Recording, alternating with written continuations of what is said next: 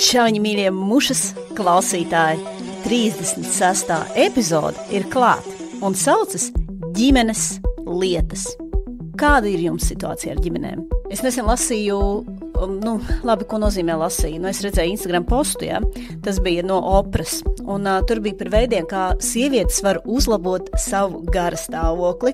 Tur bija dažādi ieteikumi, piemēram, ēst lasi un ēst veselīgi, kas man likās tā dīvaini, jo man garastāvokli reti, kad lasis uzlabo. Man tāds čipsīts uzlabo garastāvokli, ja es jūtos skumīgi. Tad bija ieteikums paostīt vaniļas vai apelsīnu sveci, un kā mēs zinām no Kimas Kardashianas stievēšanas noslēpumiem, viņas skaistuma un tievu noslēpums ir nekas cits, kā tas, ka viņa ik pa brīdim paosta vaniļas sveci. Tad tur bija ieteikums nodarboties ar biznesu, un es domāju, ka viena sieviete, kur ir uzņēmēja, zina, ka ja ir kaut kāds veids, kā uzlabot savu garastāvokli, tas ir nodarboties ar biznesu. Interesanti, ka tur bija arī klāt attēls, un uz attēla bija adīklis, jo tas ir tas biznes, ar kādu mēs sievietes nodarbojamies. Nevaram atturēties no adīšanas un to zeķu pārdošanas pēc tam. Tad tur bija vēl kaut kas par pastaigām gar jūru, par to, ka vajag no rītiem atvērt logu un ieelpot svaigo gaisu, un tad, protams, pašās beigās pats svarīgākais – paraudāt. Un kaut kur pa vidu bija arī tāds ieteikums, ka vajadzētu biežāk tikties ar ģimeni. Kādas ir jūsu attiecības ar ģimeni? Vai tas uzlabo jūsu omu vai neuzlabo jūsu omu? Man ar mammu ir brīnišķīgas attiecības, bet tāpat laikā, ja ir kāds, kas man patiešām dziļi var aizvainot un sāpināt, tā ir mana mammīte. Katru reizi, kad viņa nāk ciemos, es histērijā tīru māju, bet es zinu, ka tā vai tā māja nekad nebūs tik tīra, kā to gribētu vai varētu izdarīt mana māmiņa. Atrakstiet mums kādā komentārā vai e-pastā, kādas ir jūsu ģimenes attiecības. Divus no stāstiem, ko jūs dzirdēsiet šajā 38. epizodē, mēs ierakstījām Liepājā. Liepājā, kur mēs bijām kopā ar Centru Marta, un šodienas ziņās izlasīja, ka Centrs Marta svin savu 25 gadu jubileju, ar ko mēs apsveicam. Ja jums arī šķiet svarīgi tas, ko dara Centrs Marta, noteikti iesaku atrast viņu mājaslapu un kļūt par viņu ziedotājiem. Pirmais stāsts ir no mākslinieces, brīnišķīgas latviešu dramaturģes un rakstnieces. Noteikti daudz no jums ir vai nu redzējuši izrādi vai lasījuši viņas grāmatu Puika, kurš redzēja tumsā. Lai skan Rasas Bukavičūtas Pēces stāsts, iedvesmas avots. Pirmā lieta, ko es gribu pateikt, ir tā, ka atklātība izglābs pasauli, un es tam tiešām svēti ticu, un droši vien tas arī ir viens no iemesliem, kāpēc es savā radošajā darbā bieži vien runāju par ļoti personiskām tēmām. Un tas ir arī tas, par ko es gribu parunāt šoreiz. Par tādu kā sāpju, briesmīgs vārds, pārdzīvojumu, transformēšanu radošā procesā iekš kaut kā, kas varbūt varētu noderēt vēl kādam un katrā ziņā vismaz atbrīvot mani. Tie zināmākie darbi, kuri man šādā vīzē ir 3, un tā kā jūs varētu būt iepazinušies tikai ar 2 no tiem, tad es runāšu par to 3, kas saucās, kas ir stāsts par to, ka man bija brālēns. Pārāk daudz es jums nedrīkst atklāt, jo man vēl ir tāda drausmīga vārga cerība, ka es varbūt tomēr kaut kad šo stāstu pārvērtīšu arī grāmatas formātā Sveiciens izdevniecībai, kur izmisīgi jau to gaida pāris gadus. Bet es gribu par šo pieredzi stāstīt, jo tā laikam ir tāda kolorītākā pieredze manā dzīvē. Pirmkārt jau sākot ar to, ka man bija brālēns, kurš bija 2 mēnešus jaunāks par mani. Mēs tepat Liepājā augām priecīgi izvārtīti smiltīs katru mīļu vasariņu, un vispār viņš bija no Lietuvas. Un tad mēs piedzīvojot daudz dažādas kataklizmas cauri gadiem, kaut kā tā mūsu tādās dzīves rita gaitās mazliet sākām atšķirties viens no otra, un viņš kļuva par Lietuvas kriminālo autoritāti. Un es izvēlējos rakstīt, kā amizanti. Un viņš bija stipri augsta ranga kriminālā autoritāte. Viss kaut kā tā attīstījās, stāstā, ka viņš nokļūta cietumā. Un tad, kad viņš nokļuva cietumā, es studēju tieši dramaturgos, un man bija ārkārtīgi tāda jocīga sajūta, jo man katru nedēļu vajadzēja darīt kaut ko līdzīgu tam, ko es daru šeit šobrīd. Man vajadzēja pasniedzējiem stāstīt interesantus stāstus, kas varētu noderēt varbūt kādam darbam. Un man likās, wow, cik superīgi, kur man ir šis te fantastiskais stāsts par manu brālēnu, kurš tur kaut kādas baigās perpētīs, viņš tur, var sakot, darīja visādas brīnumu lietas. Nezinu, laikam vienā vārdā to varētu saukt par reketu, bet tas bija stipri komplicētāk, kā es pēc tam noskaidroju. To es stāstīšu mazliet vēlāk. Lūk, un paralēlais stāsts visam šim, tā kā es studēju dramaturgos un biju tas viens no mums studentiem, kam nav ko ēst un kuram vajag naudiņu, un man ir paveicies ar to, ka es zinu lietuviešu valodu, es atradu darbu kā ārštata tulks. Un kā gadījās, kā ne, man tā tulkotāja darbā bija jātulko 2 veidu dokumenti. Viens no dokumentiem bija medicīniskie izraksti lietuviešu valodā rokrakstos, kopēti. Es nezinu, kā es to izdarīju, bet neviens nesūdzējās par to, ko es tur iztulkoju. Un otrs tekstu blāķis, kas man bija jātulko, bija krimināla lietas. Pamatā tādas, kur lietuvieši bija atbraukuši uz Latviju, savārījuši kaut ko, to, ko nevajadzētu savārīt, un tad ir tās krimināla lietas, un man viņas bija jātulko. Tā es pavadīju savas studiju naktis, un tad, kad pirms manas brālēns iesēdās cietumā, bija tur tāds viens periods, kad viņš bija pazudis. Viņš vienkārši kaut kur bija pazudis. Un man naktīs nāca visi tie tulkojumu deadline, un es ievilku ļoti dziļi visā savā tulkošanas procesā laiku, tikai tam dēļ vien, ka es pārbaudīju katru numuru, kas ir tajās stulbajās lietās, lai salīdzinātu ar to, vai gadījumā tas nav man brālēna telefona numurs. Un tad es izdomāju, reiz superīgs stāsts, es iešu tagad uz lekciju pie Laura Gundara, sveiciens viņam, un stāstīšu to pieredzi par to, ka rekā māsītes uztraucās par brālēnu, naktīs neguļ, pārbauda numurus, viņš tur sliktais, viņa tur labā, un tā. Un tad es viņam aizgāju to izstāstīju, un viņš man pateica, tā jau dzīvē nenotiek. Un ar to arī viņš man aplauza spārniņus, te vispār iecerēja, ka varētu kaut ko par šo visu stāstīt. Gāja laiks, mans brālēns iznāca no cietuma, iemīlējās, ārprātīgi kolorītā būtnē. Nezinu, ja jūs zinat, kā salīdzinājums ir šitās te, Krievijā bija tur tāda grupiņa Viagra, ja? Tāda tipa dāma no Lietuvas. Un viņš bija ļoti iemīlējies, un viss bija ļoti skaisti, un tad viņu nogalināja. Un viņu nogalināja pirms 9 gadiem, gandrīz apaļiem, novembra sākumā. Tā bija pasūtījuma slepkavība, un slepkavas bija 2 gauņi. Un tad tur tāds interesants Baltijas ceļš sanāk. Un tad manā ģimenē vēl ir arī tāda interesanta blakus parādība, ka es nezinu, kādu īsti iemeslu dēļ, bet es esmu tas slikto ziņu pienesējs pārsvarā visiem. Varbūt tāpēc, ka es to varu izdarīt tā, viss būs labi. Es nezinu, bet var sakot, man bija jāpaziņo šis viss gan par to, ka viņš bija cietumā, gan par to nāvi. Man bija jāpaziņo maniem vecvecākiem. Un kaut kā caur to visu es laika gaitā sapratu, ka ir ļoti interesanti, jo visu laiku es nodarbojos tikai un vienīgi ar mierināšanu, bet īsti pati izlaidus to visu no sistēmas, es tā arī neesmu. Un neesmu. Un tad ir tāds Valters Sīlis, režisors, kuram es nezinu kādu iemeslu dēļ, es vienkārši uzticos, tāds stipri neracionāli. Viņš zina, man liekas, ļoti, ļoti daudz ko, ļoti personiski par mani. Un es viņam izstāstīju šo savu stāstu, un viņš teica, tā esam izrādi. Un tad bija tas līdzīgais mirklis, kā par šo vakaru, kad tu saki, super, būs baigi labi. Un tad tu sāc to darbu darīt, un mēs taisījām izrādi, un uztaisījām izrādi Igaunijā. Bet visam šim, tā kā stāstam, ir vēl arī tā otra blakus puse, kas bija tāda, ka es biju izdomājusi, forši. Latviešu dramaturģi ar latviešu režisoru Igaunijā taisa izrādi, tad mēs varam taisīt pilnīgi jebko, kurš zinās, ka vispār kāds sakars un tā tālāk. Lietuva taču ir tālu no Igaunijas, pa vidu ir vesela Latvija.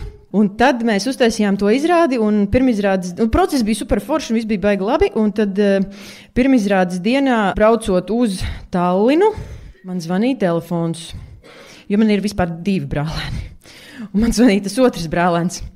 Un izrādās, ka bija sagriezies viss kaut kā tā, ka kurators visam tam Igaunijas darbam ir tāds Māris Ivaškevičs, kurš ir skaļš Lietuvas dramaturgs un rakstnieks un autors. Tāds revolūcija. Un viņš bija uzrakstījis Facebook postiņu par to, ka Razs Bugavičs pēc atklāja detaļās par mūsu Lietuvas tur gangsterību, viss notiek un Un viss man personiskā pieredze uzsprāga tajā brīdī.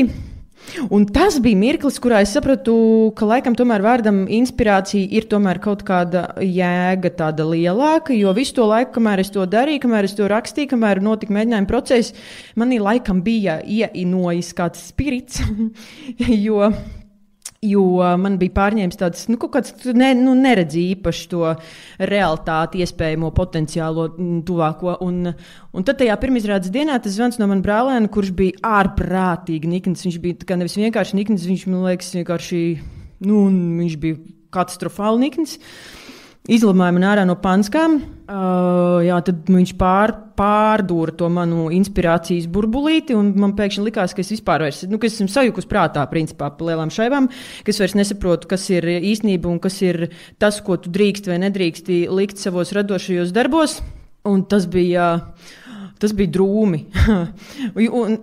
Fun fact, es tieši pirms tam runājos ar saviem tiem radošajiem kolēģiem, teicu, nē, tad, kad es uztraucos, es tieši ēdu nenormāli daudz, man nav tādas problēmas, ka es neēdu.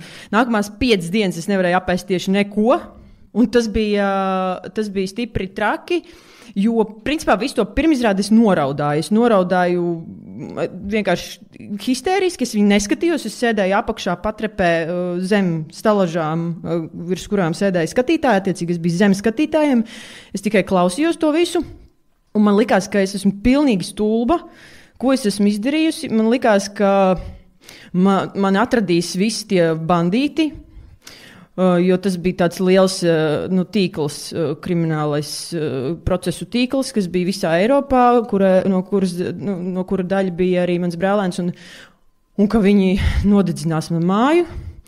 Es zvanīju ģimenei, teicu, apmēram, mūciet. Man bija pilnīgi aizvēries šīberis ciet. Un tad man vēl nāca ziņas arī no tur lēnām pārējiem radiem par visādām iesūdzēšanām tiesā. Un vēl visu kaut ko, bija baigi traki. Un tad, tajā visā vakarā bija tāds vēl interesants, arī pilnīgi murgains blakus apstākļus, ka tur bija Māra Ķimele.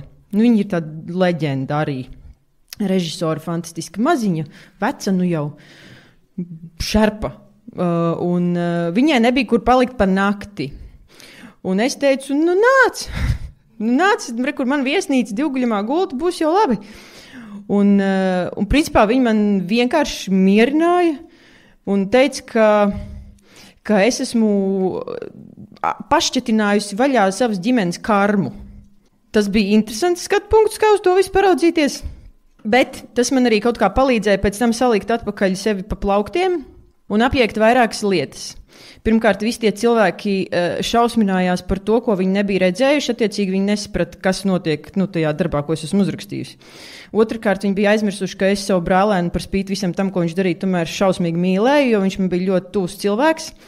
Attiecīgi, mans mērķis nebija nevienu iznīcināt tajā izrādē. Mans mērķis bija uzdot jautājumus, kādā pie vēlna vispār sakarā varēja notikt tā, ka 2 cilvēki, kuriem ir salīdzinoši līdzīgas bērnības, abi aiziet tik radikāli pretējos virzienos, un viens nomirst nepieklājīgi ātri un stulbi.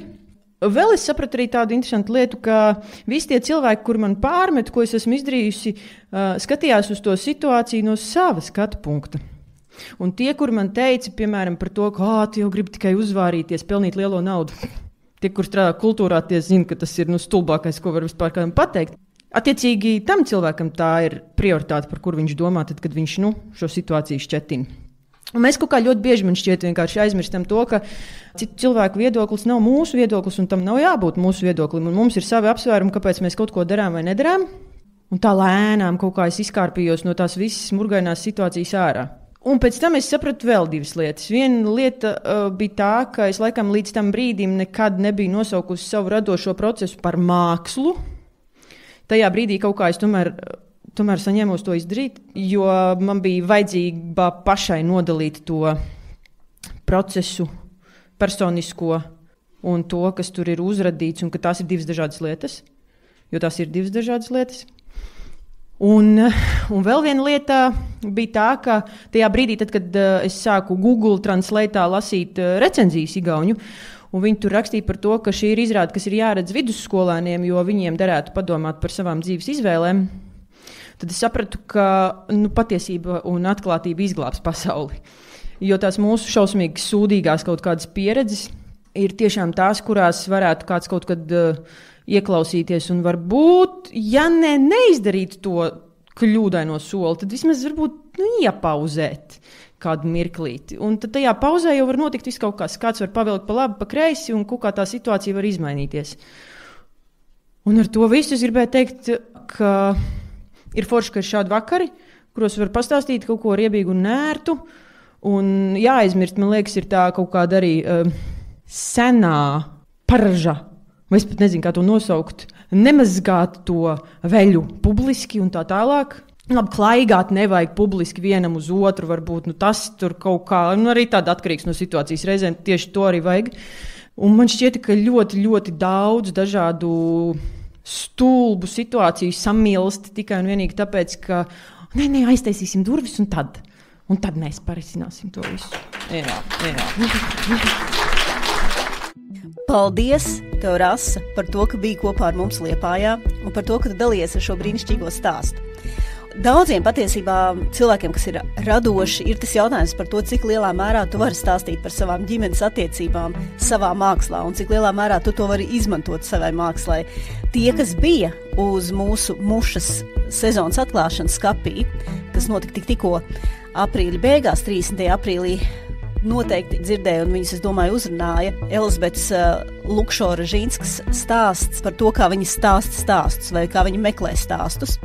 Es pat esmu dažreiz nonākusi tādās neveiklās situācijās, piemēram, diezgan sen atpakaļ, kad es biju Lampā un uzstājos Lampā. Es nolēmu pastāstīt stāstu par to, ka tad, kad man piedzima mazs bērns, Zīdainītis, es ārkārtīgi baidījos šo te bērnu nogalināt. Un tajā brīdī publikā sēdēja arī mana mazā meitiņa. Un viņa sēdēja pirmajā rindā, un viņa klausījās šajā stāstā. Un tad tas stāsts ir tāds, kur es saku, ka man bija ļoti bailes, ka es varētu nogalināt savu meitu. Tad es zvanīju mammai, kur ir mediķis, un es teicu, ka es ļoti par to satraucos, un viņa man teica, nesatraucies. Zīdaini ir ļoti, ļoti, ļoti grūti nogalināt. Visi sāk smieties, un tad atskanēja raudas. Un viena no manām meitām vēl joprojām ir pārliecināta, ka tad, kad viņa bija zīdains, es viņu mēģināju noslīcināt vannā. Jo tas tās bija tā kā par to, kā man ir bailes ielikt viņu vannā un mazgāt.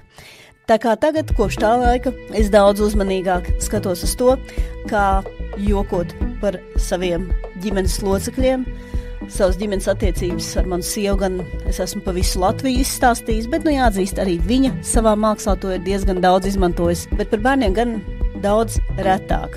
Par māmītes diezgan daudz sās, bet viņi vienkārši nenāk uz maniem stand-upiem, līdz ar to tas ir tā kā safe.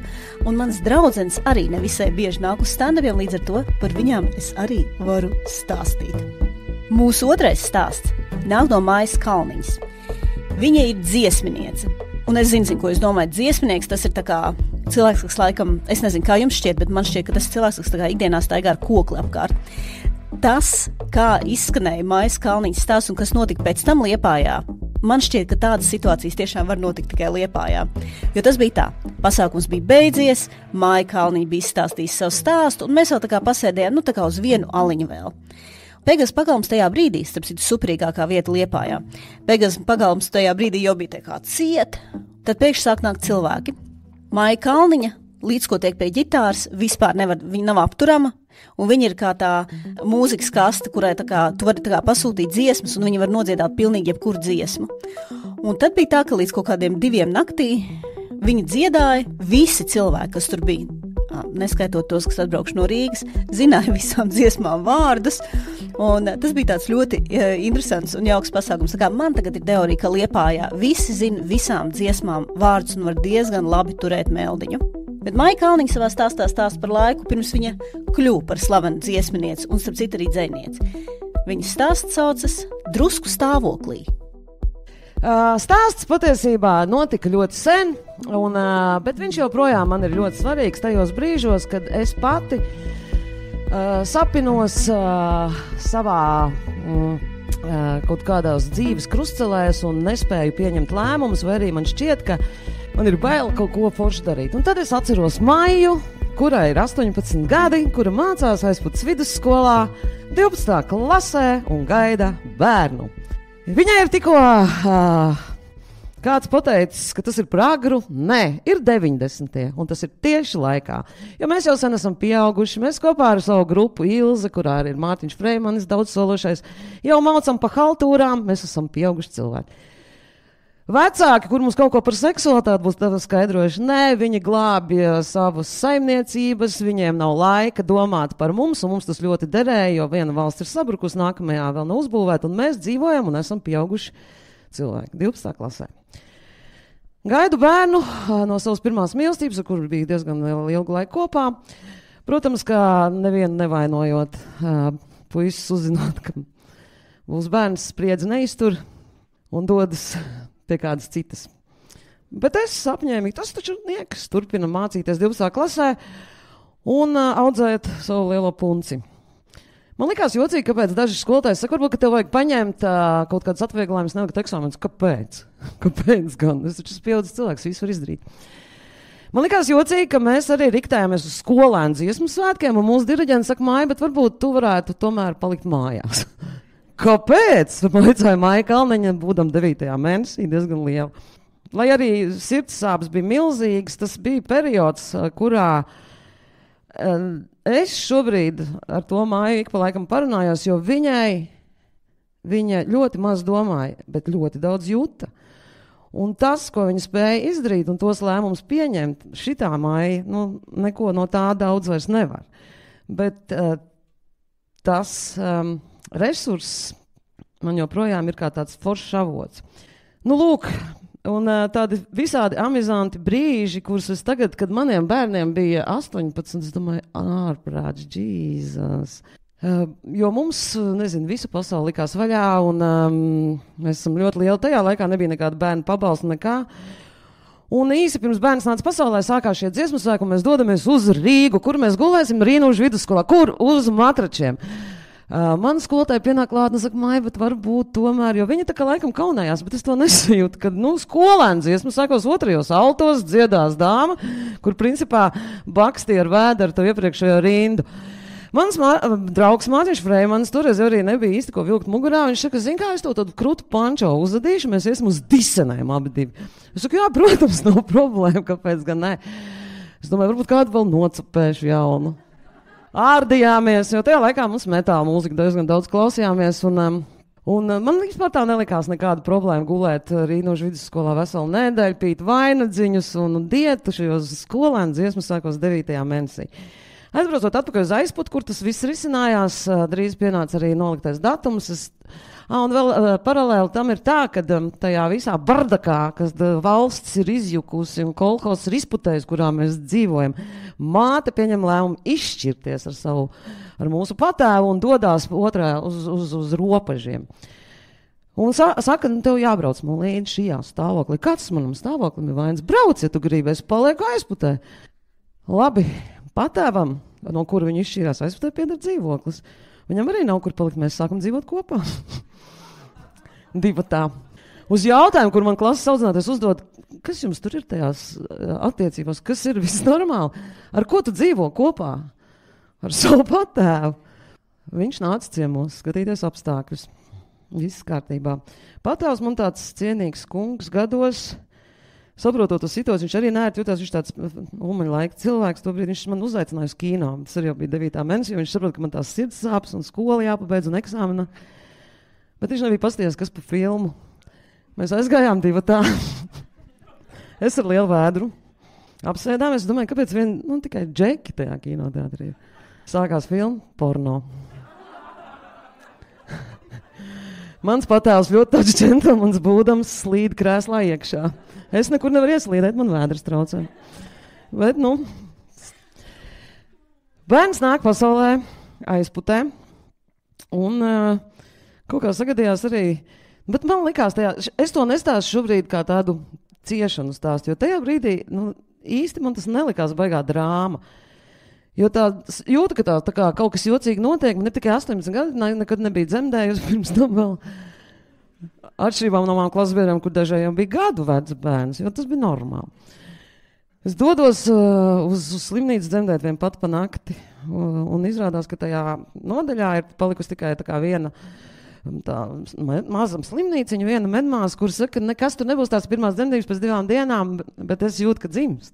Es viņai saku, man tur tā nāk tas bērns ārā. Viņa saka, nu nevar būt, es esmu viena pati tajā visā labi kā, bērns piedzimst. Nosauc par Emīlu. Nākamajā dienā ierodas viesi, visi mani freimanis ar lieliem lāčiem un kaut kādiem no mājas paņemtiem. Es dzirdu, ka viņš saka, es nāku pie mājas. Viņš saka, bet jūs neesat bērntēvs. Viņš saka, tikpat kā. Tā paklīst dabauns, ka šis bērns ir patiesībā no freimaņa, nevis no tā man patēva. Nu lūk, bet Emīls ieradās pasaulē un es biju ļoti laimīga. Man nebija jautājumu par to, ka tas ir par agru vai kā un tā. Bet tad es pamanīju vienu mazu niansi, ka visi mani klases biedri absolventi ir devušies augstskolās. Kaut kā laikam atšķirībā no dziesmu sākiem, kur tad es tagad to bērnu?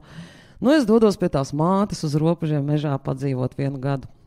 Un tur arī visādi dzīberīgas situācijas, jo bija viss sabrucis, naudas nebija. Viņa bija pārvākusies kaut kādu māju, kur apkura tā kā bija, bet malkas nebija. Viņa gāja kaut kādā darbā, un es ar to mazo bērnu, tā kā filmās biju redzējis, kurināju no rītkrāsnes, lai būtu vispār silts. Tad modināju to bērnu, tad gāja izklaut govi, tad bija jāsacēr tā malka tekošai dienā, jo bija kaut kas atvedis pa vienu polšu, vismaz uz nedēļu. Un tad es atceros kaut kā skaldu to malku, un tas Emīls maziņš blakus, tādā kombinzoniņā mums bija suns, Mērija. Pie ķēdes. Tā bija norāvusies, bija tāds, kā jau vidzemē, tādas ritīgas ziemas, un skatos, pēkšņi man tā Mērija paķer to manu Emīlu aiz kapuču un uz mežu, tā kā pa to sērsnu. Es nomēku cirvi un skrienu pakaļ, bet, protams, es esmu smagi lūst iekšā. Kaut kā to bērnu apakaļ dabūju.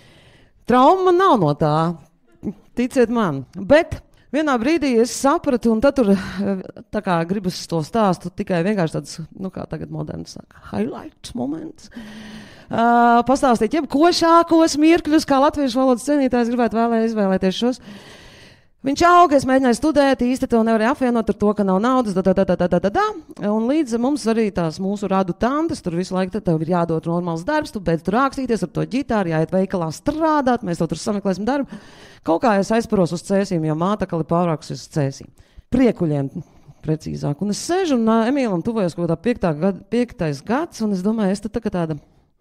Visi jau tur freimanis jau slavens, tur jau advokāti, tur tas, un es sēžu tur uz priekuļos, domāju, kaut kas nav rīktīgi. Kaut kas man taču arī paģērēja, baigo nākotni, tā talantīgi, tai viss būs.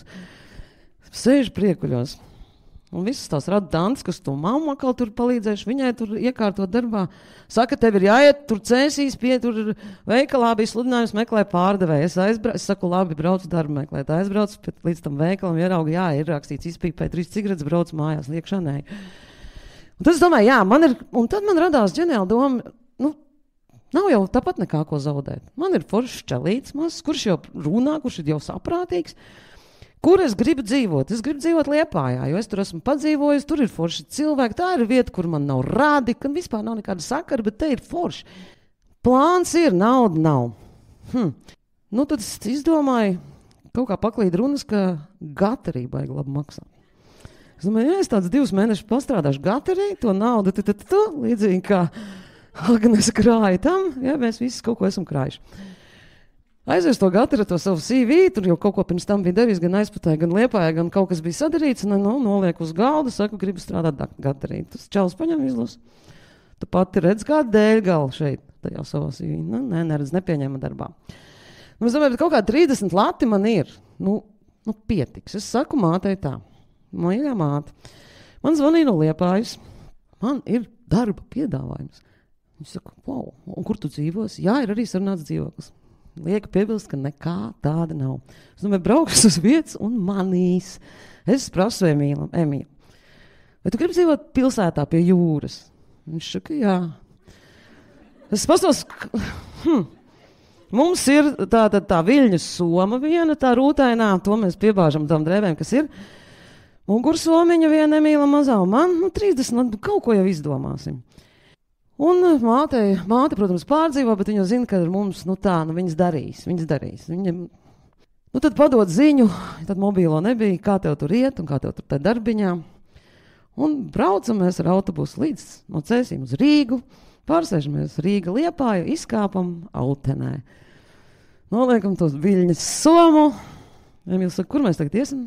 Es saku, kaut ko jau iztukosim. Ejam uz centru. Pirmo nakti mēs palikām tur tajā Atakas salā. Būdā.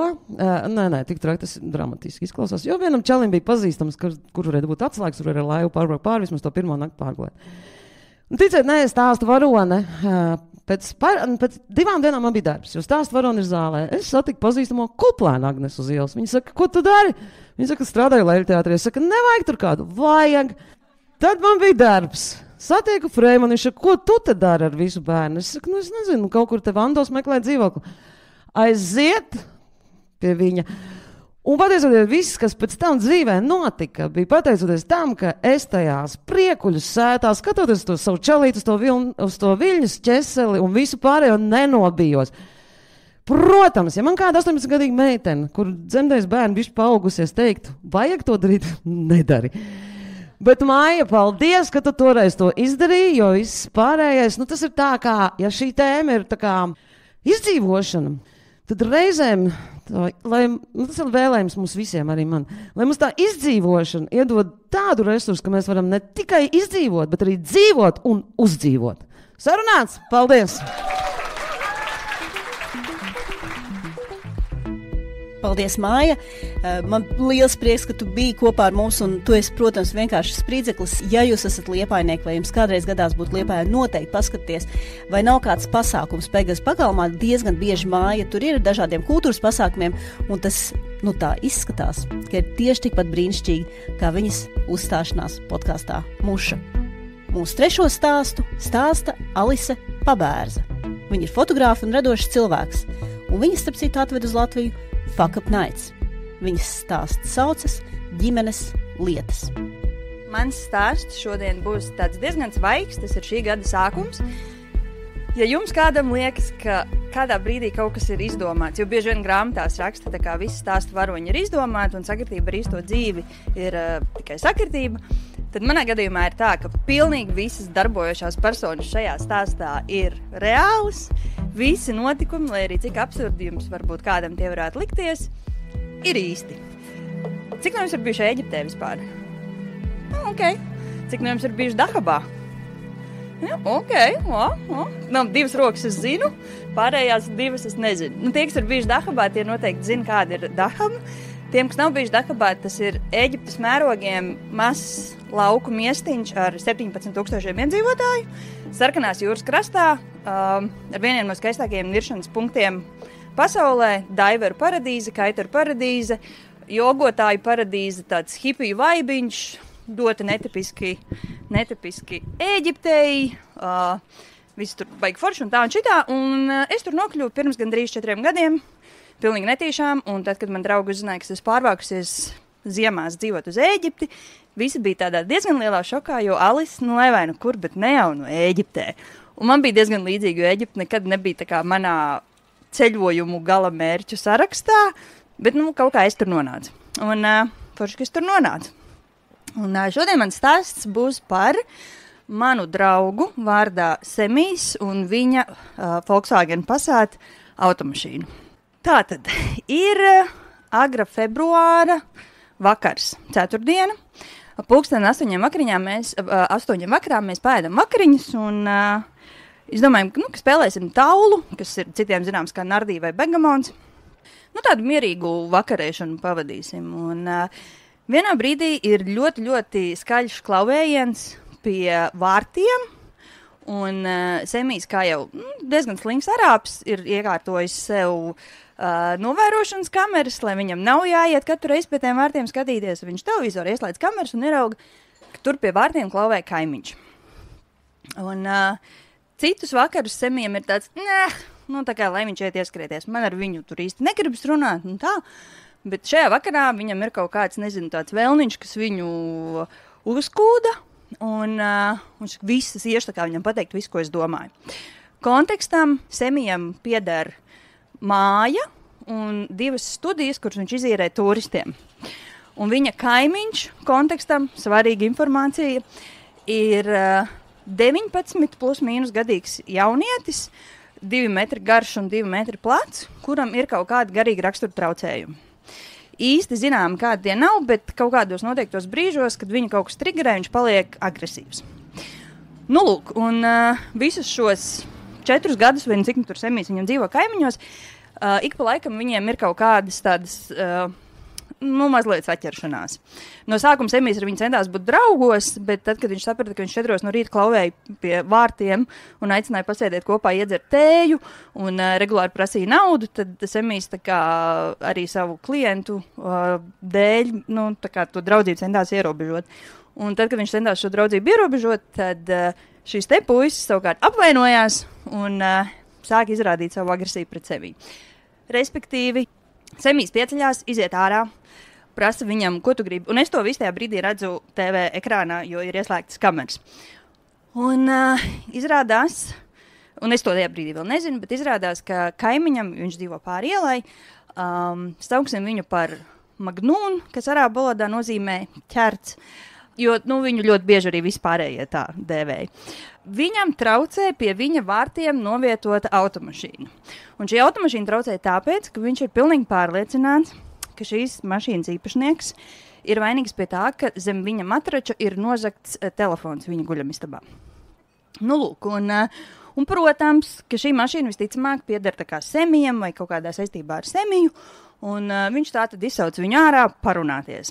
Un Semijs saka, tā nav mana mašīna, es nezinu, kam viņa pieder, un vispār tā kā lietas taču tu mani mierā, man ir apnicis, ka tu man te jau visu laiku klauvējies, maniem viesiem tas arī traucē, un tā tālāk. Un tajā brīdī šim kaimiņam, Magnunam, tas īsti nepatīk, un viņš sāk tā kā uzbrukt Semijam. Un Semijs izbijis profesionāls basketbolists un basketbola treneris, tomēr tāds izveicīgs, kaut kā viņš to lielo puisi noliek pie vietas, bet tajā pašā brīdī jau ir vēl kaut kādi 3 džeki klāt, kas visi, tur nevar saprast, vai viņi cenšas viņu izšķirt vai kluptu virsū. Es to visu skatos kamerā. Es domāju, tā, ok, ko man darīt? Labi, jāzvan policijai. Es atrodu tā kā emergency numuru policijai, 911, ja kādam Eģiptē nodara, var droši zvanīt. Es zvanu viņiem, un tad tur ir nospiediet 1, ja tas, nospiediet 2, ja tas, nospiediet 1 un tā un šitā. Beigās mani savieno. Paralēli jau notiek tas, ka Semijs nāk atpakaļ iekšā. Kautiņš ir beidzies. Un es tā kā nevaru saprast, man likt nost vai tā kā turpināt to sarunu. Un Semijs nāk iekšā, viņš saka, es zvanīšu policijai un bla, bla, bla. Un saka, es arī zvanu. Viņš saka, jā, tu zvani, jo viņš zvana kaut kādam, tā kā vietējiem policistam, kur numurs viņam ir. Beidzot, tas 911 operators paceļ, un es saku, tas ir centrālais numurs, tas ir, tā kā Latvijā, kas zvana 112, tad kaut kur tur Rīgā paceļ, un tad tevi savieno, kur vajag. Un es saku, sveiki, tā un šitā, es esmu Dahabā, tur uzbruk cilvēkam, vairāk cilvēku, un tā, un ka vajadzētu policiju, un tur tādā mierīgā balsī kāds vīrietis, ok, miss, un kā jūs sauc? Es pasaku vārdu, un kāds ir jūsu middle name? Es saku, man nav middle name, kas arābiem ir ļoti pārsteidzoši, ka mums ir lielākā daļai cilvēkiem vienkārši vārds uzvārds. Un jūsu uzvārds, un es nosaucu uzvārdu, un man, protams, ir tā kā jānosauc pa burtiem, un tad viņš man prasa, no kurienes es esmu, un tad viņš man prasa, cik ilgi es dzīvoju Ēģiptē, un ko es šeit daru, un man liekas, ka tajā brīdī nākamais jautājums būs, un kas ir tava mīļākā filma, un ko dari piekdienas vakarā, un es esmu tādu viegli uzvilkusies, un es saku, kāda atšķirība, te vienkārši sit cilvēku nost. Un viņš saka, neuztraucieties, viss būs labi, tūlīt atbrauks policija. Dahabā ir vēl tāds sīkums, ka, ir no visām ielām, kas tur ir, kādām 3 ir ielu nosaukumi. Un pārējais ir aptuveni tā kā tur pie Muhameda vai tur pie Mustafas. Un Muhamedi ir, tā kā 95% arābu vīriešu vārds, bet visi kaut kā viņas atšķir. Es tur mēģinu izstāstīt kaut kur ir jābrauc un tā. Un paralēli es skatos televizorā, Semijs tikmēr vannas istabā mazgā sev rokas, kājas, ko tur no asinīm dubļiem. Un es skatos, ka šis te Magnūna nāk pie Semija mašīnas ar ķieģeļiem rokās un izsit mašīnai visus stiklus. Pilnīgi visus. Visus sānu stiklus, aizmugurējo stiklu, priekšējo stiklu, visus izsit. Un tajā brīdī no kaimiņas ētas nāk ārā vēl kaut kādi cilvēki, jo ir šausmīgs troksnis. Un šis te Magnūna ieraudzījis, ka tur nāk cilvēki, un viens no viņiem iet pie mašīnas, kas stāv ielas pusē, kas ir nozagusi to telefonu, un viņš sāk skriet tiem cilvēkiem virsū. Izrādās, ka tā mašīna pieder Ēģiptes 3x3 basketbola izlases spēlētājiem, kurš atbraucis ciemos pie draugiem. Tātad viņš un viņa draugi, arī basketbolisti, ir iznākuši uz ielas. Vienam viņam ir iznākusi ārā sieva, kas ir stāvoklī, kas ir kārtīga arābu sieviete, vienkārši kliedz un bļauj. Un tas Magnūna met viņiem ar akmeņiem, un cita arī tai mašīnai logas ārā. Jandāliņš ir milzīgs. Tikmēr ir atbraucis policists, ko izsauc Semijs. Viņš atbrauc ar tādu pusizjukušu motorolleri, flip-flopos un tādu kārtīgu galvasvēderu, bet stroķis pie biksēm. Un tā nesteidzīgi viņš ienāk iekšā un tā un šitā. Tas basketbolists savu mašīnu ir aizdens projām, viņai tur bija izsisti kaut kādi lukturis kaut kas un iesisti stikli un kaut kas. Un tagad notiek nākamais process. Es joprojām gaidu savu policiju, ja? Notiek nākamais process. Viņi nāk visi iekšā skatīties tos ierakstus, novērošanas kameras ierakstus, lai redzētu, kas ir noticis. Es tikmēr stāvu gaidu to savu policiju. Un viņas joprojām nav. Pēc brīža man pienāk kaimiņš vārdā Fedijs, kurš saka, Alis, tas policists teica tā, ka... Tu varētu piezvanīt tam 911 un tā kā atcelt to savu izsaukumu, jo tā kā viss ir kārtībā un mēs paši tiksim galā. Un es stāvu lielām acīm un es saku, bet kas tieši ir kārtībā? Es saku, tā kā nekas nav kārtībā, tā mašīna ir sadauzīta, blakus mašīna ir sadauzīta, ir pāršķeltas tur pieras un uzacis. Es saku, tā kā, es nesaucu, es tā kā... Un viņš saka, nē, lūdzu, un tā kā, tu zini, kā tur būs, vienkārši viss pievērsīs tev uzmanību, jo tu esi ārzemniece un tā un ko, un es saku, labi, jā, es piezvanīšu. Un es piezvanu uz 911 un es saku, labdien, es jums tikko zvanīju, policija vēl nav atbraukusi. Un vietējais policists man liek atsaukt šo te zvanu un izsaukumus, un es to nedarīšu, kāpēc man jādara. Nē, kundze, viss būs labi, policija brauc, neuztraucieties, viss būs labi. Pēc kodām vēl 15 minūtēm, tas arī ir vēl viens svarīgs fakts, ja kaut kas Ēģiptē notiek, tas notiek ļoti lēnām. Ļoti lēnām. Un pēc vēl kādām 15 minūtēm es beidzot redzu, ka brauc policijas busiņš un policijas pikaps. Iela tajā brīdī jau ir, tur ir visi dahabat nākuši, protams, jo tur ir drāma un visiem viss ir jāzina. Šie te policisti atbrauc un stāv ārā, es domāju, yes, un tā kā viņi ir atbraukuši. Un viņi nekāpja ārā no mašīnas. Un viņi neizkāpa nevienā brīdī ārā no mašīnas. Tad tur notiek kaut kāds ņemstiņš, es stāvu, kaut ko skatos, es esmu uzvilkusi, esmu dusmīga, jo šī nav pirmā reize, kad Semī mašīnai šis te Magnūni izsit logus. Pirms gada precīzi mēs paši mainījām logus šai mašīnai, jo autoservisa darbinieks apvainojās uz mums, aizgāja prom un apsēdās citur. Tas ir vēl viens cits stāsts, ko stāstīt. Bet, respektīvi, Semijs jau aktīvi kādu pēdējo gadu cīnās tā kā ar šo te puisi un visu laiku ir Ēģiptē ir tāda, tā kā neticība policijai. Ko ta viņi tur, tā kā. Un es saku, nē, es esmu no Eiropas un viss, un tagad es neatkāpšos no tā, un policijai viss tur, tā kā jādara un ko. Mēs nonākam līdz tam brīdim, ka jābrauc uz policijas iecirkni. Un Semijs saka, jā, mums jābrauc, man ir jāizved mašīna, lai viņi, tā kā apskata to visu skādi un tā. Un es saku, labi, bet vai es? Un tajā brīdī ir iesaistīts vēl arī puisis vārdā Nikita, kurš ir viesis. Semijam vienā no studijām, un arī viņam ir jābrauc, jo viņš arī tā kā bija redzējis to jandāliņu un visu. Un saka, bet vai mūs var aizvest tā policijas mašīna? Un policija saka, nē. Tā kā kur jums ir tas pasāds ar izsistajiem logiem, kur stikli vēl tā kā birst, un priekšējais stikls ir, tā, ja, un... Nē, jums ir jābrauc ar Semiju. Labi, mēs braucam, mēs tiekam tā kā līdz lielajiem ceļam, un tie stikli vienkārši birst neizturam. Un es saku, tas nav normāli. Un policijas busiņš vienkārši brauc mums aiz muguras, bet viņi nevarēja vēst. Un beigās, kaut kā, tur Semija saka, nē, tur apstājās, vismaz, ārzemnieki. Kas arī ir svarīgs arguments, ārzemnieki. Mēs iekājām tajā busā, un pirmais, ka mums tie policisti pasaka, tā kā, iedodiet pases. Ok, iedod. Mēs atbraucam līdz policijas iecirknim. Tur jau ir priekšā tā pirmā kompānija, viss notiek, tā un tā. Pie manis pienāk Fedijs atkal. Alis, klausies, varbūt neraksti to iesniegumu. Nu, tā kā, tur ir beduīni. Beduīni ir tā kā vietējie iedzīvotāji, tur šausmīga mafija, kas, es nezinu, ja tu kaut ko izdari pret beduīniem, tad tevi aizved tuksnestī, noroja galvu un izbaro tūkstnešu lapsām. Un tā kā tur tā beduīni, jo tas puisis ir no beduīņu ģimenes, un tur beduīni iesaistīti un tā, un es kā, neraksti to iesniegumu, un ko tur, un es jau esmu tajā, es tad spītīgi pa dzīvi, spītīgi baltā sieviete Arābu valstī. Wow.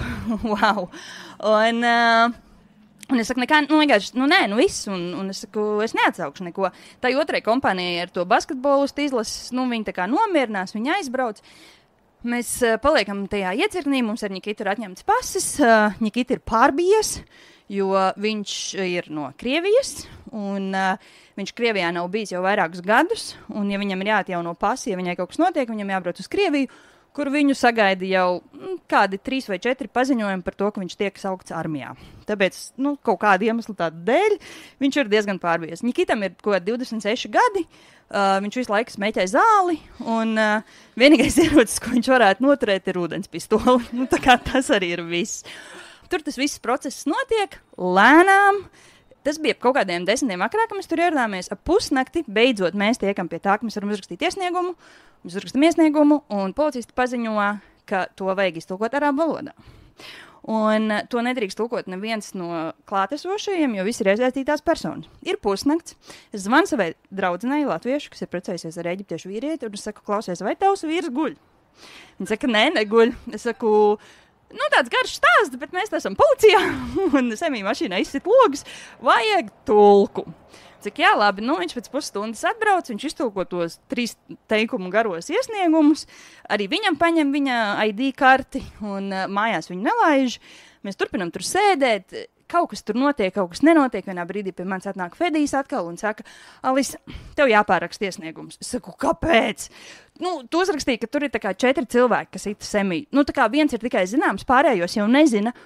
Un es saku, jā, bet tas ir tas, kā, bet policijai būs jāmeklē. Es saku, bet tas ir tas, kā policija strādā.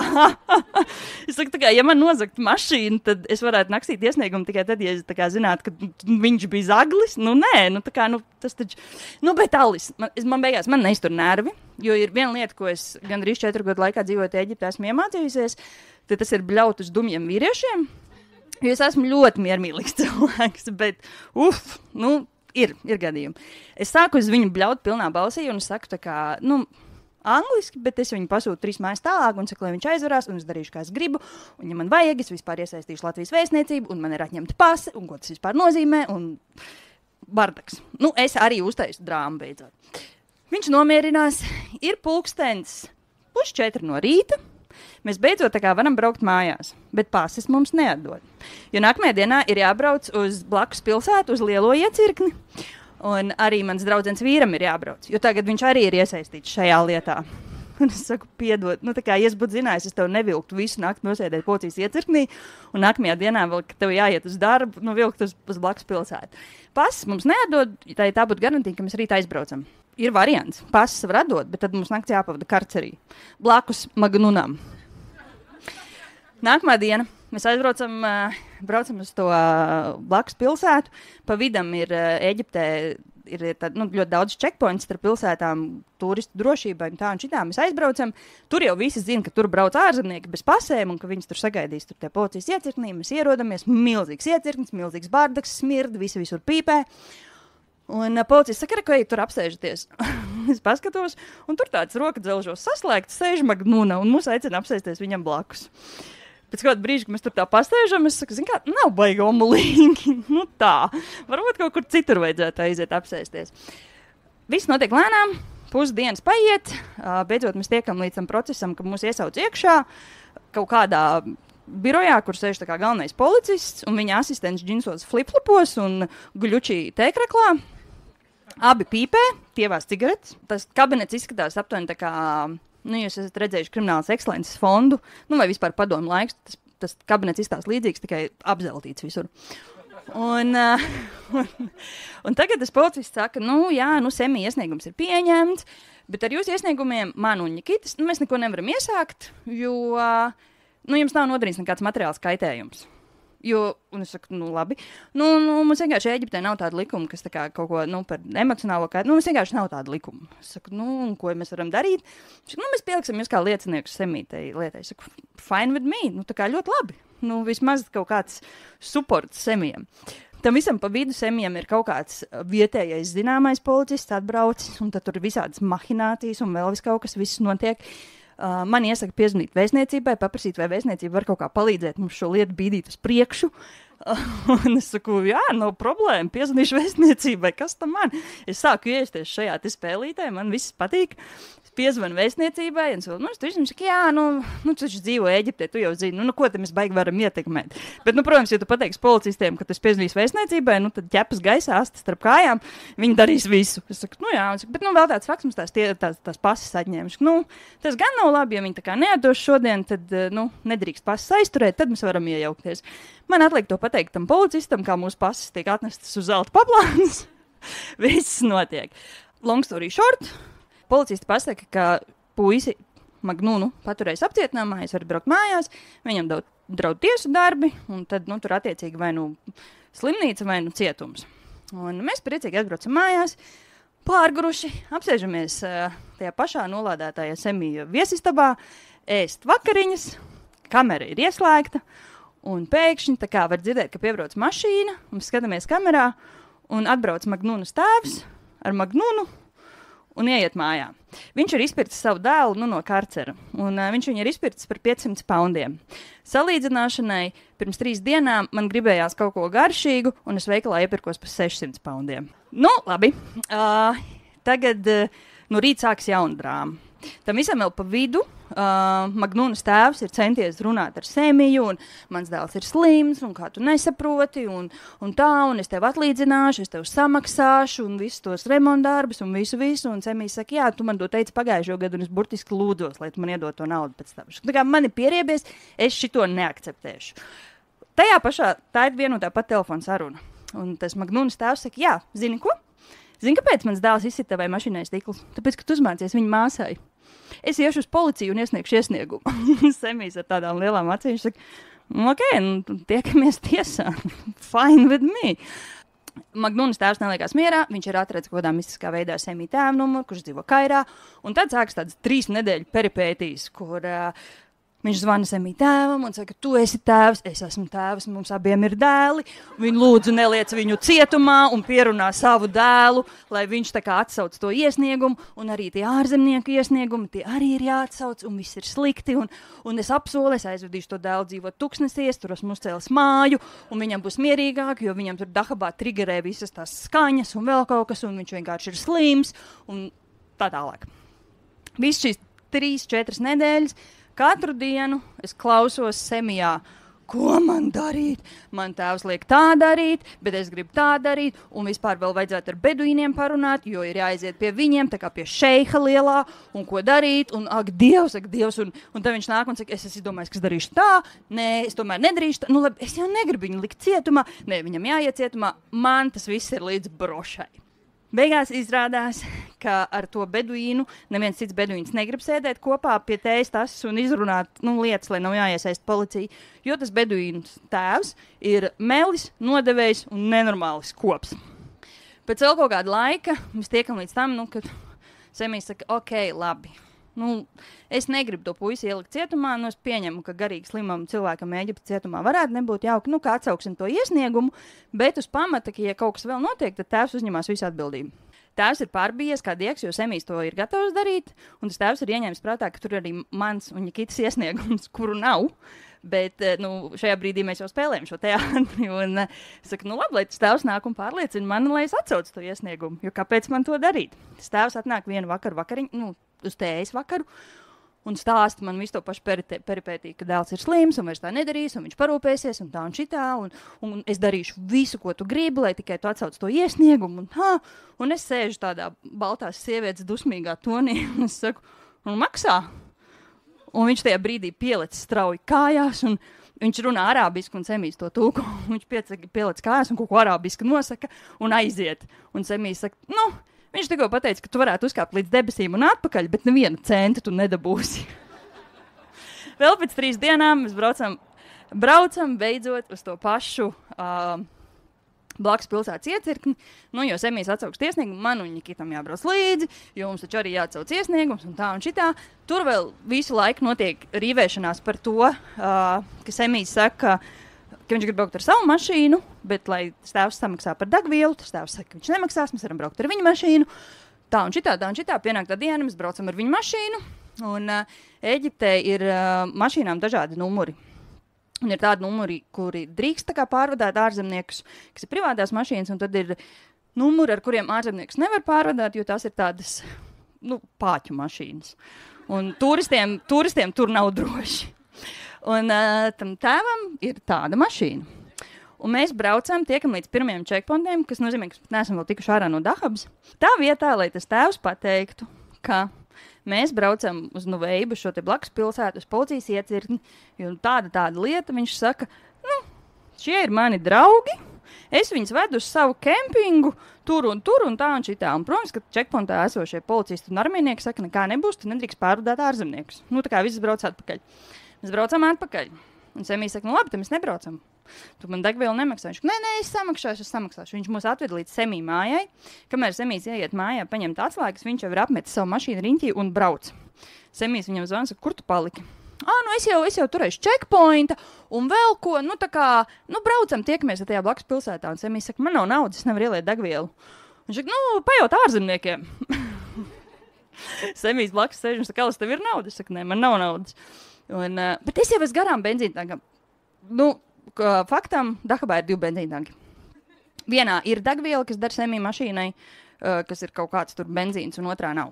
Tātad ir viens benzīntanks. Viņš saka, bet es jau esmu garām benzīntankam, un tā un šitā, un ko, un Semija saka, tad es nekur nebraukšu. Jā, labi, tiekamies pie tā benzīntanka. Mēs atbraucam pie benzīntanka, apstājamies.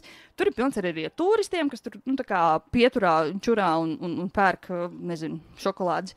Pie mums pienāk tas tēvs, un viņš ir tādā baltā, tradicionālā arābu tērpā saģērbies, ko jūs droši vien filmās esat redzējuši, un no savas krūšu kabatas izvelk 100 poundus, kas ir €86. Viņš saka, rekur, tev degvielai. Un Semijs, viņš saka, mēs pirms tam par to runājam, viņš saka, es gribētu kaut kāds 600 poundus, bet ja viņš iedos kaut kāds 400, jo viņš ir drausmīgs kops, tad tā kā fine. Viņš dod 100 poundus. Semijs saka, tas tā kā neies krastā. Viņš ieliek roku savā kabatā, izvelk vēl 10 poundus. Un saka, ka viņam vairāk nav. Un Semijs saka, ja nav, tad mēs nebraucam. Jā, tu man gribi pēdējo naudu atņemt un tā un šitā. Un es sēžu blakus un es domāju, vecīt, mēs braucam izkruķīt tavu dēlu no cietuma. Un tev ir žēl naudas. Tā kā tev būtu uz ceļiem jārāpo, lai tavu dēlu neieliktu cietumā. Bet, kā Semijs teica, bērni vienmēr var uztaisīt jaunu, bet ja nauda pazūd, tad nauda pazūd. Mēs nobraucam malā, Semijs saka, viņš nekur nebrauks. Tas vīrietis aiziet dusmīgs projām, visi mēs nebraucam, es tev nemaksāšu, viss, nekas nebūs. Semijs saka, pasēžam, uzpīpējam, viņš atnāk. Es sēžu mašīnā, viņi kaut ko arābiski runā. Viss, man pietiek. Es izkāpu ārā no mašīnas, apēju otrādāk, apstājos pretī tam arābu tēvam, kurš nesaprot angliski un vienkārši pilnā balsī sāku bļaut. Un tas, ko es teicu, bija aptuveni tā kā tas, ko es jau tikko teicu par to, ka vai tu galīgi debils esi, mēs braucam izglābt tavu dēlu no cietuma, un tev ir tā kā vienalga, un kas tur un ko. Viņš pārbies skatās uz mani un saka, stop. Semijam viņš pasaka, ka viņš aizies aizņemties naudu, ko viņš aiziet aizņemties no savas mašīnas Bardečuka. Un mēs aizbraucam līdz Nuveibai. Atkal visu dienu nodirnam tajā iecirknī, Nikitam ir jāstrādā, tajā dienā man arī bija. Neko, mēs tur sēžam, man drausmīgi vajag uz toleti. Un Semijs saka, ka toleti ir pēdējā vieta, kur tu gribi šajā iecirknī iet, un es to ļoti labi saprotu. Un paldies Dievam, šoreiz mūsu pases ir mums rokās, un es kaut kādā brīdī izdomāju Nikitam paprasīt, lai viņš man parāda savu pasi. Es nekad neesmu redzējis Krievijas pasi, tā kā parāda, kā izskatās. Un viņš parāda man to pasi, un es skatos, bet tu taču neesi 86. gadā dzimis. Viņš saka, neesmu, man vienkārši pasē sajauc datus. Es saku, tas ir kā? Es saku, kurā gadā tad tu esi dzimis? Viņš 96. Es saku, ok, viņš saka, tā kā es to pamanīju, es saprotu, tur to čakaru mainīt visus pārējos dokumentus. Viņš saka, man arī teikt kaut kādas 11 gadus ir vienkārši nepareizi.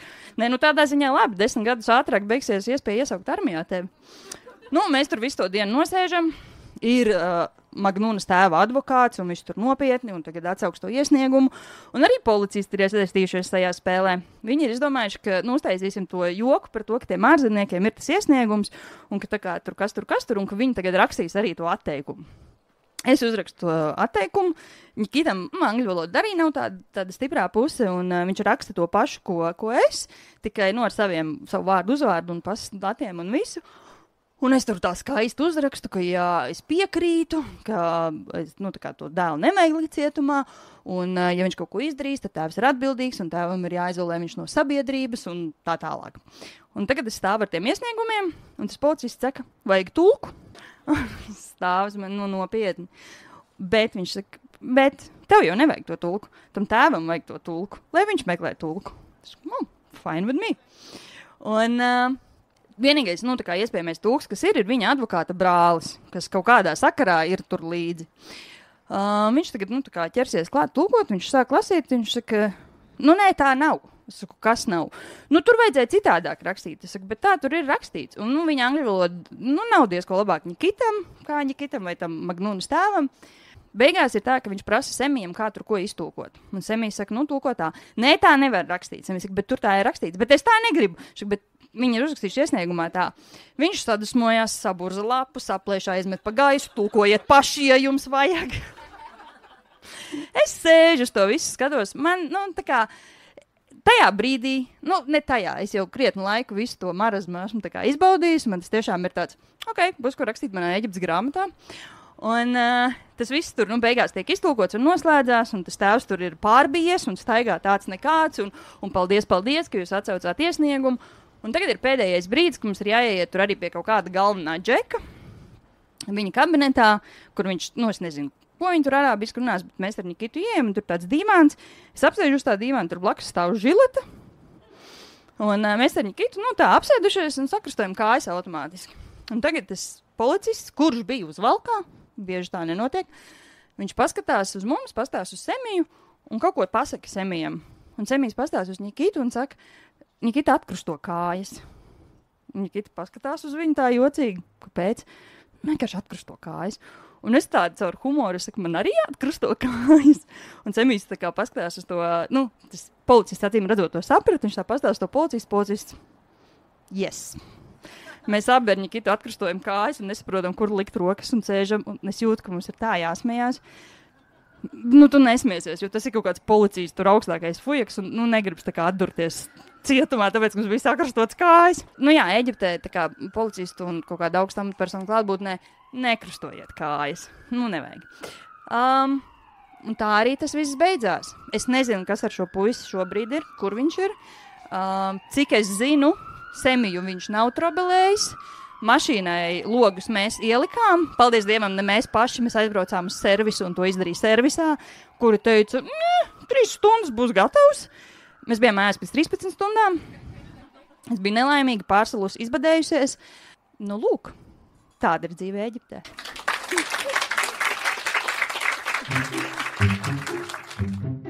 Paldies Alisei par brīnišķīgo stāstu. Starp citu, vispār ceļojuma stāsts ir viena no lietām, kas ārkārtīgi bieži atkārtojas mušā, jo, dīvainas lietas notiek ar cilvēkiem ceļojumos, tā ir, un dīvainas lietas notiek arī ārzemēs. Ja jums ir kāds stāsts, ko jūs vēlētos mums izstāstīt, tur vajadzētu, lai jūs esat bišķīt notizlojušies, vai vismaz kāds cits ir notizlojies. Noteikti atsūtiet to uz podcastmuša@gmail.com. Ko, mīļie, paldies, ka jūs esat kopā ar podcastu Muša, bet vēl neslēdziet ārā dažas svarīgas lietas. Lūdzu, sūtiet savus stāstus. Es vienmēr esmu cerējis, ka cilvēks stāstīs, tagad ir kāzu laiks, mums ir daži kāzu stāsti, bet noteikti varētu būt vairāk. Tad, kad ejat uz kāzām, piefiksēt, varbūt noteikti kaut kas traks, ja organizējat paši savus kāzas. Tās nekad nenorit gludi, jo vairāk cilvēki ir iesaistīti, jo vairāk problēmu. Atsūtiet mums savus kāzas stāstus. Vienmēr tāds sapnis, ka kāds varētu izstāstīt stāstu par dienesta romānu vai par to, kā tu aizbrauc kaut kur uz ārzemēm, varbūt uz Turciju, un tad tur tev ir kāds piedzīvojums. Mēs ļoti, ļoti gribētu šādu stāstu dzirdēt. Nākamā mušas epizode sauksies, kas tevi nenogalina. Tur būs par dažādām situācijām, kas, kā mēs zinām, mūs nenogalina, bet padara mūs stiprākus. Vai vismaz iedod kādu mācību dzīvē. Un nākamo reizi, kad mēs tiekamies klātienē, kad ir podkāsts mūsu ieraksts, tas ir 21. maijā, kā parasti, kultūra vietā Skapis, ka mēs esam ļoti, ļoti pateicīgas, ka tas mūs vienmēr pieņem. Un vēl mēs būsim ģimenes teltī Lampā. Jūs noteikti dosieties uz šo te liberālo vērtību valpurģu nakti, kā to savulaik nosauc kāda politiķe. Mēs būsim ģimenes teltī, un šajā reizē mēs sadarbosimies arī ar Papardes ziedu. Tā kā, ja jums ir kāds stāsts, kas ir par reproduktīvo veselību, par dažādiem aizspriedumiem un muļķībām, ko mēs esam kādreiz domājuši par izsargāšanos, par seksualitāti, ja jums ir kaut kāds stāsts par kontracepciju vai abortiem, mēs būtu ārkārtīgi priecīgas, ja jūs to varētu izstāstīt Lampas pasākumā. Kādēļ tas ir svarīgi? Visā Eiropā un arī ASV mēs vērojam to, kā sieviešu tiesības tiek arvien mazinātas un cik daudzās vietās tāda lieta kā aborts, arī tā skaitā gadījumos, kad tas ir apdraud sievietes un bērna dzīvību, nav pieejams. Un sievietēm ASV ir jātiek pāri dažādiem štatiem, lai piekļūtu abortam. Arī Eiropā, ne visās valstīs, ir droši pieejami aborti, un mēs noteikti nevēlētos, lai Latvijā tas tiek ierobežots. Un patiesībā es pieļauju, ka arī daudz no jums atcerēsies to, ka kādreiz Latvijas politiskajā dienas kārtībā tas ir bijis aktuāls jautājums. Mums bija izstāde, kas braukāja apkārt ar šiem nedzimušiem bērniņiem, un ik pa brīdim, tajā brīdī, kad tiek runāts par demogrāfijas politiku, tiek teikts, ka tomēr tie aborti būtu jāierobežo, jo tad Latvijai būtu vairāk bērniņu. Lūk, un tad uz šīs te pozitīvās nots mēs zinām, kuros datumos ir jānāk uz podkāstu pušu, kurā vietā tas notiks. Liels paldies, ka jūs klausāties. Lūdzu, šērojiet, laikojiet, ielieciet informāciju par mūsu podkāstu sociālajos tīklos, nāciet uz mūsu pasākumiem. Mums tas ļoti, ļoti daudz nozīmē. Un bučiņas un sveicieni no manis, Džēmas Sudrabas, no Martas Herces, Agatas Mežulis, Anetes Valainas, Annas Katrīnas Elmas un Linārda Romkas. Atā!